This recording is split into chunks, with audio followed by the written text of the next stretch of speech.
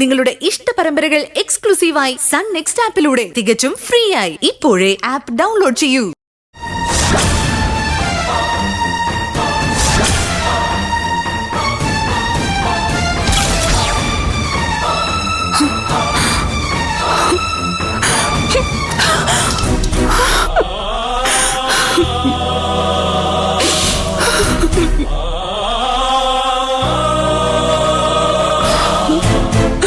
Doctor, എന്താ പറ്റിയേ? എന്തിനാ കരയുന്നേ? ഞാൻ വളരെ വലിയൊരു തെറ്റ് ചെയ്യുന്നതിന്റെ അറ്റം വരെ എത്തിയതാ മഹിമേ.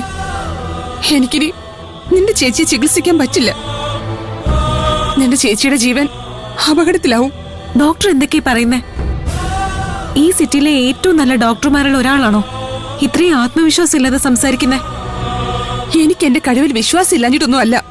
ഞാൻ കടന്നു പോയിക്കൊണ്ടിരിക്കുന്ന സാഹചര്യങ്ങൾ അങ്ങനെയാണ്. ഞാൻ തന്നെ ഹോസ്പിറ്റലിൽ സംസാരിച്ച് നല്ലൊരു ഡോക്ടറെ ശരിയാക്കി തരാം. ഡോക്ടർക്ക് മാറണമെന്നുണ്ടെങ്കിൽ മാറാം, പക്ഷേ കാരണം എന്താണെന്ന് എനിക്ക് അറിഞ്ഞേ പറ്റൂ. ആ ഇഞ്ചക്ഷൻ ഞാൻ ഡ്രിപ്പിൽ കുത്താൻ വേണ്ടി കൊണ്ടുവന്നതാ. അതെന്താണെന്നറിയാവോ? വിഷം.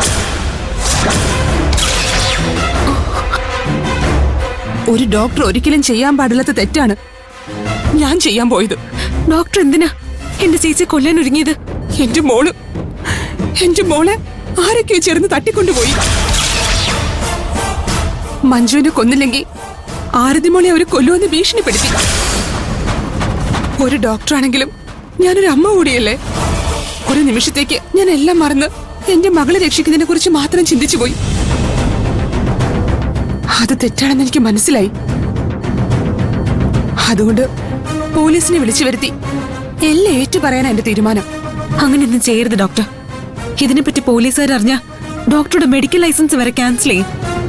നിങ്ങളെപ്പോലുള്ള നല്ല ഡോക്ടർമാരെ ഈ നാടിന് ആവശ്യമുണ്ട്. പക്ഷെ അവരെ നിയമത്തിന് മുമ്പിൽ കൊണ്ടുവരാൻ വേറെ എന്ത് വഴിയാണുള്ളത്?